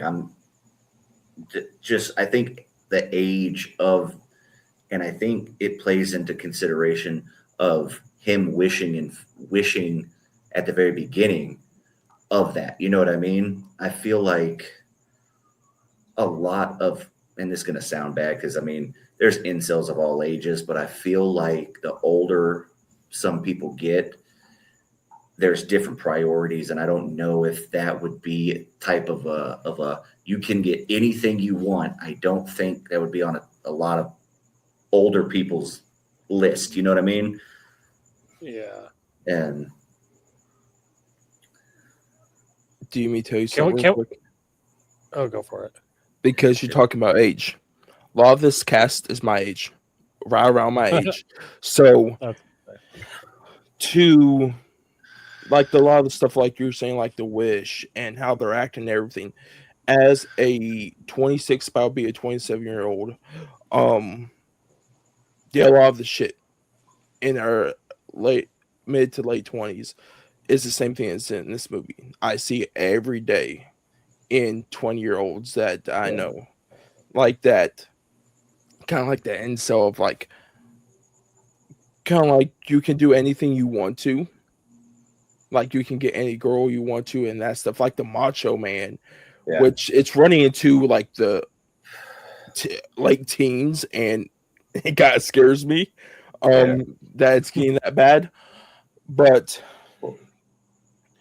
with like the way they act and like just greed, it's really true, and it's this movie is kind of like meta, kind of like It it's is. It showing is super meta. It what. it definitely touches on real life things going on right now for sure. And I want to talk about this sound design in this movie, from besides the screams and stuff. When she's walking to the bathroom for a shower, the noises that from where Yeah. she has pissed herself, her socks squishing against the ground. I'm like, oh Yeah. shit. Ooh, But there was a scene I wish they included in the movie. They shot a scene of, I think it's like Bear like trying to help her, and she like throws up on him. Oh shit. That would have There's been so crazy. much in this movie that they left out that I wish they could see. Like there's that Curry said there's a monologue like in the car before he makes the wish that um not Indy, but Nikki is talking about like that in her book. Like she's already writing the book beforehand, and she goes into like love and like romance of what the two are, and talks to Bear about it. And I kind of wish that was included because that's the perfect of. Sorry about that. Of what Bear is, because Bear's not in love. He wants. It's a romance. No wait. No, yeah, he's in love because it's a one-sided thing. A romance is between the two of them. Yeah, because he mentioned, oh, you're writing a love story. She goes, no, it's a romance. And he goes, isn't that the same thing? That's a fucking good call out, Dakota. Yeah, Fuck. that was a good one. Because I didn't even think about that. Because a love story is about somebody lusting over somebody and trying to win them over and like this, that, and the other. But a romance is like you said, two people interconnecting fucking souls, spirits, all that stuff. Like everything is for that. But that love story is chasing that love. And a lot of the love stories in media are more out of lust than actual love. Because he has that love and affection that he thinks he has toward her. She doesn't have that. That's not a romance. That's just you lusting over that person because it's something that you can't have. And I think that's where, and going back to what you were saying with the culture of younger kids nowadays, you've got all these streamers talking about how women ain't shit and if they have X amount of bodies or all this other shit, and it's just all objectifying what women's true worth is. You know what I mean? Yeah. If I can't get sex or if I can't get something out of it, there's no reason for them to be here. Yeah. And that's a good fucking call out, Dakota, as far as that, because you see these streamers everywhere now just dogging on women, objectifying them, every little thing, every little, oh, this girl that weighs 110 pounds, too big, or whatever. You know what I mean? It's a good call out for today's male culture, society. Yeah. And for this, like I said, the younger generation, like the late teens, but even like when I was younger, a lot of the males around my age had that incel behavior of I can get with this girl, she's going to love me no matter what I do. But I still see that in some guys. But a lot of us have grown up like into our late 20s and be like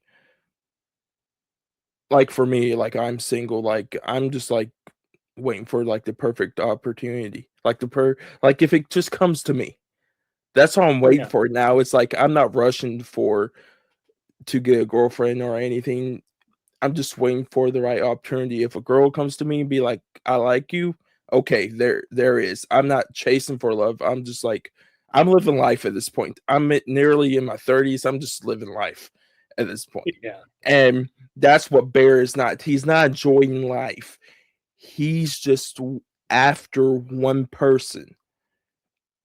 And that's all he wants. Like, it's taking up his life because, like, from the beginning of when he's talking to the diner, Ian, like, sit down and enjoy a meal.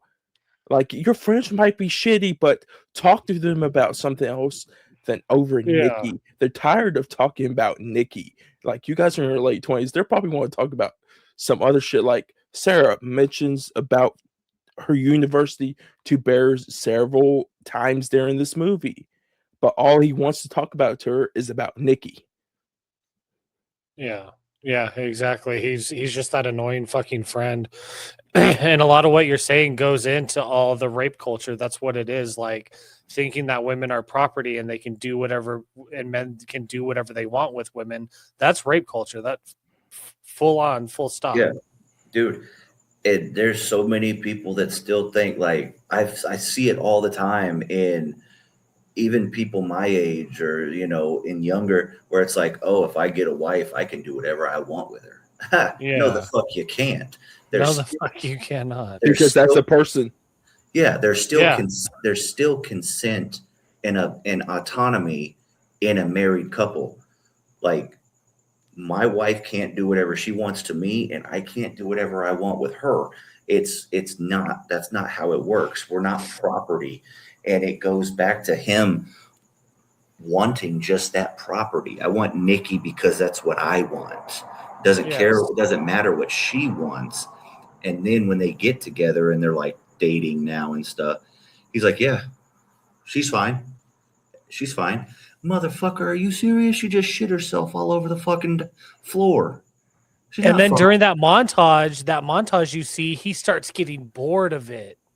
That was one of the other worst fucking parts. You see it on his face, and he's starting to get bored of all the love and stuff. And I was just like, that's like when they're watching the movie and she's looking at him and he goes and turns her head and everything. Exactly. Like, leave me alone type shit. It's like, no, this is what you wanted, but you don't fucking wanted it, dude. Yeah, and it's like you wanted it with conditions of what you thought it. You wanted her to be obsessed with you the way you wanted her to be obsessed with you, not her. Yeah, exactly. Crazy.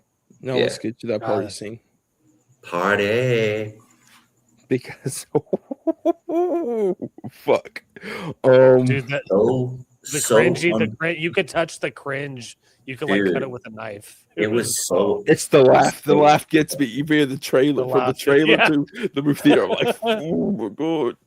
It was so uncomfortable, dude. Like, just everything was just so uncomfortable about this movie. It was like it's like looking at a car accident, but because you can't look away, you're just like, I shouldn't be watching this. I shouldn't be entertained right now, but it's so done in a way that you can't look away. Yeah, exactly. The one scene that gets me though of when Bear pulls out the piece from the Jenga. Oh, bruh. And it says "kiss the person to your left," and he looks over. I know. I was like, "Oh no!" All you hear is like a stand up, and you just see Nikki and her little frown, and she just walks over and just pushes Sarah back with the chair. Yeah, and you can tell it's like it's too. I think this is realized because I don't know. It's like Bear has the thing of the incel behavior, but he has the behavior also of this is not right. And like, I don't want this because him and I was supposed to say Cooper, him and Ian look over at each other and he's like embarrassed. Like it's an embarrassment in a different way. He's not embarrassed of like he's a wimp. He's embarrassed because this person is embarrassing him because that's, as everyone thinks, his girlfriend. And in that scene, all he had to do was say, "No, I'm not going to kiss the person on the left. Like, I'm with Nikki." Like, yeah. But he wanted to because he knew that she liked him. He wanted to, and that is another reason why he's a piece of shit. He got Nikki, got all this fucking confidence, and was like, "Oh, I can get another girl." And it's just, dude, he's just a piece of shit. But the whole group is a piece of shit because if that friend, if his other friend never told him to move, Nikki would have been to his left. Yeah. So he has just a piece of shit group of friends. Bad friend group, dude. The awful people. And Curry Barker's 26, so I think it is coming from a meta place of like how young people are acting now, and they're acting just like that. And I'm old as fuck for saying that, but I think it's true. That dude is 2 weeks younger than me. Yeah. I'm like, holy shit. I'm like, what am I doing with my life right now? I'm like, I should be I was about to say that. What are you doing, Dakota? We should be rich by now, dude. Brother, I am going to be 38. And I even told my wife, I'm like, bro, this is crazy. Like, talent is talent and vision is vision. And he has it. Just like the other kid, the backwards kid. Oh, no, Kane Parsons. That dude can't even drink legally. Yeah. Like, well, he's 24, I think now. I think he's 19. Is he 19? Yeah. How's he? No, did you see that? He's 20 years old. Yeah. Did you see the picture though of Jason Blum took it? him and Curry Barker shaking hands, and you just see James H. Janice in And the James background. is in the background, just smiling, just staring at the camera. And James was like, I didn't even know there was a camera there. I was just smiling. Yeah. It's like, dude, that's funny. I Yeah. know. I love the TikTok post because someone's like, "Oh, two future legends shaking hands." All the comments, "Oh, James H. Janice, James H. Janice, James H. Yeah. Janice." Talking about James because he is a legend in the horror world. He just doesn't produce movies or direct them. Hey, if he did one day, that would be fucking great. Yeah. Yeah. That'd be cool. Yeah. Like this movie is. I want to talk about the brick though. I got nothing else. Like this movie's so good. Yeah. Let's talk about. Oh, speaking of, yeah, I'll let you. When that whole car, excuse me, when that whole car scene was happening, I was waiting. I was like, oh, she's gonna like pop up behind him, or I thought she was gonna pop up behind him. Yeah, and like fuck with him. But just taking the brick through the windshield, then using the brick to smash her face. I was like, oh my God, dude, that was brutal. And I watch brutal extreme movies, and that I was like, that kind of got me. Dude, and how long it was. How long it was. Her eye popping out, like, oh God, dude. Yeah, did go ahead, Dakota. Sorry, I didn't mean to jump in. I so thought it was gonna be on his side. God damn. I have never closed my eyes during the movie and covered my ears. That was the one scene because I knew something was going to happen because of all the comments. And I talked to Goobs last night. I'm like, what about the car scene? And him and Shane's like, buckle the fuck up. So I'm over here like, mom's over here like trying to cover her eyes because I told her, I'm like, something's coming. And I'm thinking, okay, jump scare. I was not thinking face to a piece of brick. And they cut out 7 head slams, 6 or 7. I love how the studio just thought of the meme and just to be like, cut out 6 or 7. 6, 7, 6, 7. I want to ask our friends because I want when the Ray comes on in June, I want to ask Ray because they said during the festival runs they kept all the head slams in, so everyone seeing every single head slam. And Curry didn't want to do it. He told Focus Features them like, this is my film. I don't want to cut it out. And they're like, but if you want that rated R rating, you got to cut out those head slams. He's like, okay, I'll do it then. But he hopes that they can do a director's cut and he can add everything he wants to in it. And I wish they could because I want to see the monologue. I want to see these 6 or 7 head slams, everything, and even do the alternate ending if you want to. Yeah. And see how like people that didn't go see this movie. What about in this extended cut? It's the alternate ending. Yeah. Or even like the deleted scenes and just to see people's reactions to it. Yeah. That's also another reason why Bear is a bitch, because when she killed a person, he could have called the cops on her, but he didn't. He would have got away scot-free. Yes, dude. It's fucked up to say that, but he is such a pussy that he just stayed instead of doing something. And he fucking helped her hide the body and everything. Like, yes. And she told him, oh, just go home. It's fine. Bitch. Yeah, dude. Insane. Barker's comedy though, dark comedy, hits very well in this. I don't know. I laughed when he is like, I walked through the door. I'm a billionaire, pal. I'm like, what the fuck? Yeah. Just all the bills falling down, the crumpled bills. I was like, that. I thought it was gonna kill Ian at first because I was like, it's gonna be monkey. That'd have been hilarious if just a big pile of like money from like the Looney Tunes just busted. Yeah. I thought Bear was going to kill him right there. There was a look in Bear's face like he could just have killed Ian right there. Yep. I thought that's what was going to happen, that he was just going to lose it and just start killing everybody. Yeah. And that would have been like a redeeming moment for Bear, like a little one. Sounds fucked up, but no, he just didn't.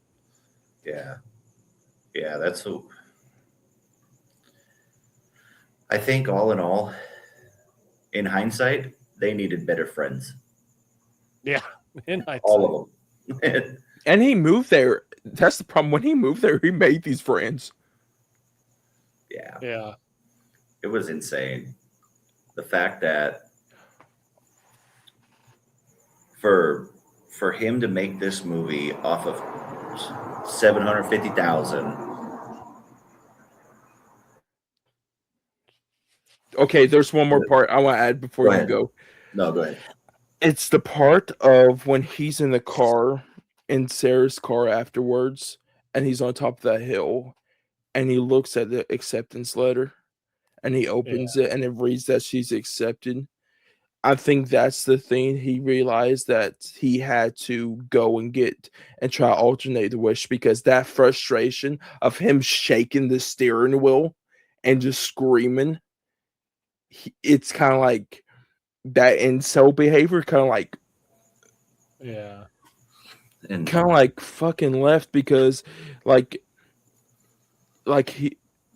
he loved Nikki so much that she killed somebody, and he never wanted to get that far.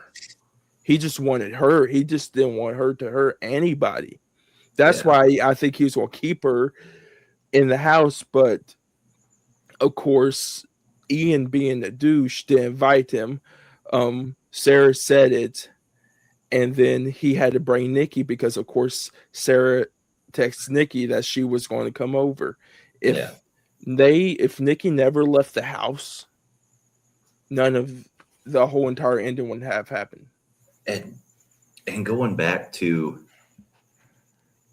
Ian being a piece of shit, he's trying to literally tell him what's going on. He's trying to have that, like, dude, I need you to do this for me. This is what's happening. I don't care what happens to me. I don't care what happens. You can have Nikki, yada, yada. Just wish that I didn't make a wish. Like, that's all you got to do. And he's like, oh, fucking boom, and fucked up. Like, another point of not giving a fuck about anybody else but yourself and your selfishness activity. Like, oh, and I'm going to play back to what me and you were talking about before we started recording. Dude, I'm just saying, if I was in that friend group, right? And it's like, yeah, I kind of have feelings for her, but I knew Sarah liked me, bro. I'm just saying, I would, like, you have the confidence to know that somebody likes you. Somebody likes you. Somebody wants to be with you. Whether you do the gaining of the confidence with her or what.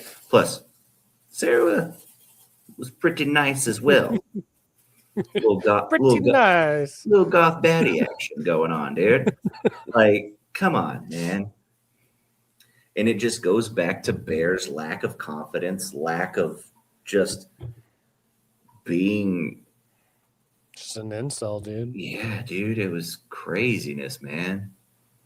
If he just could be a normal human being, he would have recognized all this shit, but he wasn't. He was not normal. No, not even close. So is what you got on your mind, Dakota?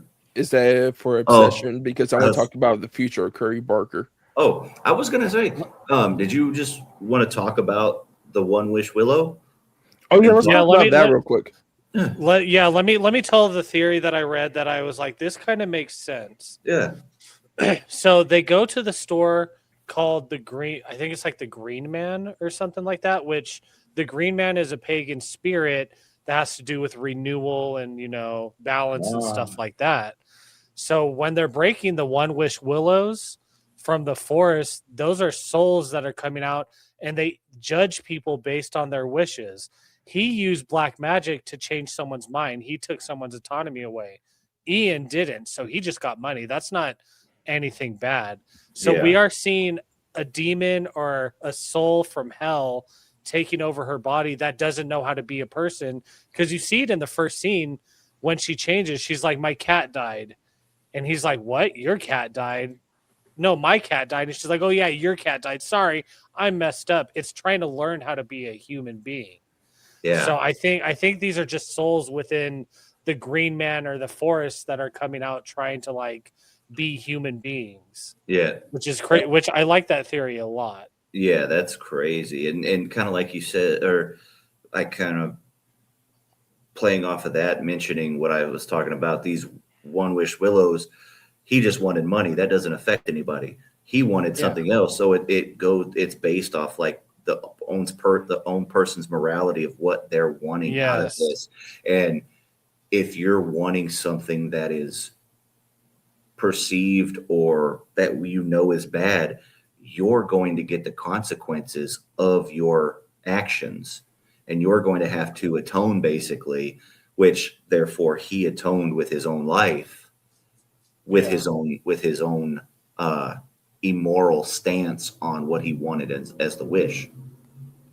Yeah, exactly. And you heard someone else make a wish on like the Reddit post or whatever. It was like, my mom was ugly and now she's pretty. That doesn't hurt anybody. If you wish to be pretty, it doesn't hurt anybody. You won't get the monkey's paw, but since you're changing someone, you get the monkey's paw and the monkey. I didn't get to catch all of those on the Reddit post either, because it was going pretty quick, and I was just like, but I didn't notice that. Okay. But let's talk about Curry Barker. Oh, hold up. I love this. The One Wish Willow that they were selling, the replica, right? Yeah. They have a little thing at the bottom. And this is the question. Is there anything that I can't wish for? And this is the thing that I left out. I love that they've done this on this website. Can I grant wishes involving time manipulation? I messed that fucking up. Manipulation. Resurrection, immortality, or creating more One Wish Willows. So Ian couldn't have wished away the wish. That's time manipulation. Yeah. He couldn't have wished it away. He couldn't have stopped it because that would have messed with time. So no matter what, dude was fucked. Yeah. Okay. Before we go on to what Curry Barker's got coming up. Okay. I just thought about it. What is your one wish, Willow? You get it in your hand. You have it. What are you doing? I want $1 billion. No, I want $1 million $100 bills. I don't want singles. I want $100 bills at least. Just right now. Because I'll be an ethical billionaire. I made that by just making a wish, Yeah, there you go. What about you, Dakota? What would your one wish, Willow, be? My wish is to have the ability to write screenplays, be a great film director, because that's what I want. That's what I want to be, is like to make film, because I love to watch film, but there's so many ideas in my head that I would love to get out there and just have the opportunity of like to have that knowledge already. Hey, Dakota, you can do that, man. Yeah, dude. You could do that right now. You're still young. All right. Shoot. What about you, Goobs? My one wish, Willow, it probably would have to do.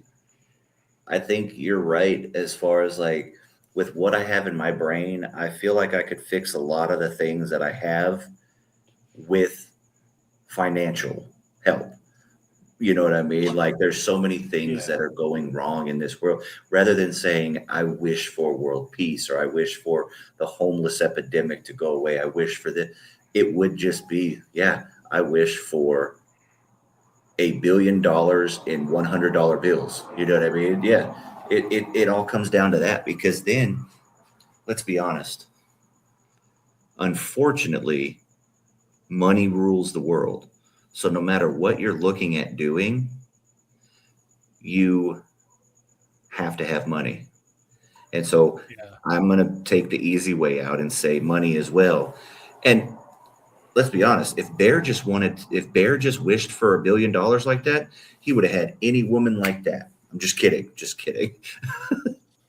But like, I get what you're saying. Yeah. Yeah, no, it's just like, I wouldn't want anything that has to do with anybody else. I wouldn't want to wish, I definitely wouldn't want to wish somebody to like me or anything like that. And if you noticed, remember back in Aladdin when the genie had 3 wishes? You can't wish for more wishes. You can't bring anybody back from the dead, and you can't make anybody fall in love with you. Those have always been the 3 no-goes on that. And it all comes back full circle when you play those black magic and dark magic spirits. There's always repercussions of it. Okay, one more thing before we move on. So I was looking at the one. I was looking at the One Wish Willow site. Tabby Cat Curiosities is not responsible for Wish misinterpretations. His fucking Tabby Cat died beforehand. That could have fucked the whole thing up too. Oh shit! Yeah. Wait, like that could have been a bad omen that fucked everything up. Yeah, it says at the bottom, Tabby Cat Curiosities. It was a cat, dude. And it was a tabby cat. Yeah. Holy shit. So was him killing his cat could have set everything into fucked up motion. Fuck, dude. That's crazy. That is insane. Okay, I'm done. Okay, the one thing I want to talk about, it's the phone call. It's Corey Barker on the line. Yeah. Yeah, it is. That dude's he's Satan. I love that. That dude is creepy though. Talking through that, he's like so monotone and his dialogue, and I'm like, fuck, this is kind of creepy, not gonna lie. He put that milk and cereal. In all his movies. He put that milk and cereal voice on. True. All right, let's move on because I'm getting eaten up by mosquitoes out here, and I think Goobs is getting eaten up by mosquitoes too. They're flying around, man. I know. I just see you looking around. I'm like, they're getting them. So, Barker's next movie is Anything But Ghost. Ari Rat filming. He's in the editing process right now. And shout out to his dad. He's been saying that it's going to be released early next year in 2027, which I am hyped for this after this movie. But if you guys don't like Obsession or don't like the darkness of Obsession, don't worry. Anything But Ghost is different. This is more of a dark comedy. He's going more into his bag, into his roots of the comedy. And this movie sounds very, very funny. It stars him. Cooper Tomlinson is the 2 main characters in this. Aaron Paul, Bryce Dallas Howard, and Violet McGraw. Yeah. Nice. Oh, and he's also going to do Texas Chainsaw Massacre. Yeah. And real quick, dude, I just want to give a shout out to his dad. I can't remember. I think it's Joe. Is that it? I think it's Jeff. Jeff, yeah. I knew it started with a J. But shout out to him because I think every son always wants their father to be proud of them and support them. And to see that come out like that, it just made me so much happier for the success of this movie and the reception that it's getting. I don't know. It hit me in a way that it just hit me that his dad is now on social media promoting this movie. I fucking love it. And I thought it was just amazing. He's like reposting everybody's posts and like adding them to his story and stuff. And I'm like, that's cool as hell, dude. Yeah, dude. And just everybody wants that acceptance. I wish I had a dad. Man. I wish I had that fucking so that just hit me. So shout out big time because now I want everything to succeed. And fucking for Curry, it just, I don't know. I know it's sappy, but it fucking hit me on a whole nother level. Speaking of that father and son dynamic, in his father's most recent podcast episode, him and Curry talk, and he visit the set of Anything But Ghost, and the advice they gave to Curry, not about directing, about his acting. How can he do a little bit better with his directing, trying to direct people around and stuff, and to see how Curry took that in and made it better for his performance and throughout the movie, I feel like this movie's gonna be really good because, like, of course, me and Gibbs talked to James and Carson, both acted in the same movie and directed it also. But Curry's doing this for a big time studio in Focus Features and Blumhouse. So that's a really big accomplishment that he is doing with this. And the Texas Chainsaw Massacre, I'm down for this, especially after like watching this movie now, because he will do everything right. He loves the original and he loves the remake, which is the two only good movies in the whole entire franchise. And Chill out, Dakota. 3 sucks. 3 sucks. But to have what he wants, because I have felt this. Texas Chainsaw Massacre don't give heart and soul into the characters into this in the movie, especially the victims. And he wants that feeling for the victims of you to be caring about these people as they get killed off one by one. And I just love that as a filmmaker for him, that he puts into what kind of like what horror fans want. Like, we want to relate to these characters and feel bad for them when they get killed off.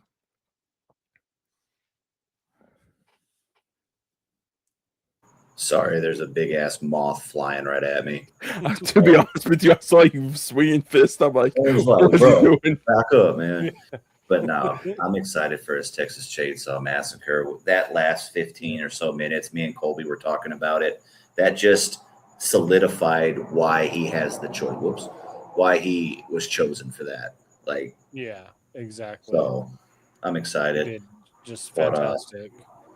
Any final thoughts on Obsession? Nope. Dakota, tell us about your obsession. Nope. It was awesome. Go see it in the theaters. It's Yes, so much go fun. see it. Give us 5 stars. I'll read them off if they're not vulgar and shit. You know what? I'm going to read off every 5-star. Make a joke. Doesn't matter.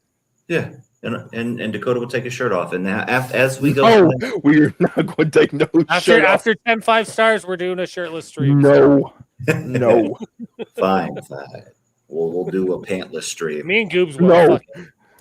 What? I could not be wearing pants right now.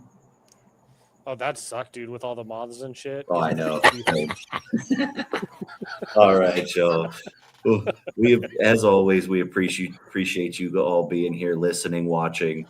If you're watching on YouTube, again, everything's going to be in the show notes, all of our personal pages. Give us a follow there. Follow the podcast page. Like, share, comment, hit the bell notification. Let us know what you thought of Obsession. Spotify, Apple, thank you always for listening. Go ahead and leave us those 5-star reviews.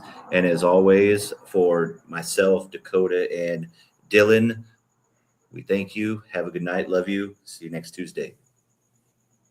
Bang, bang. See you next Tuesday.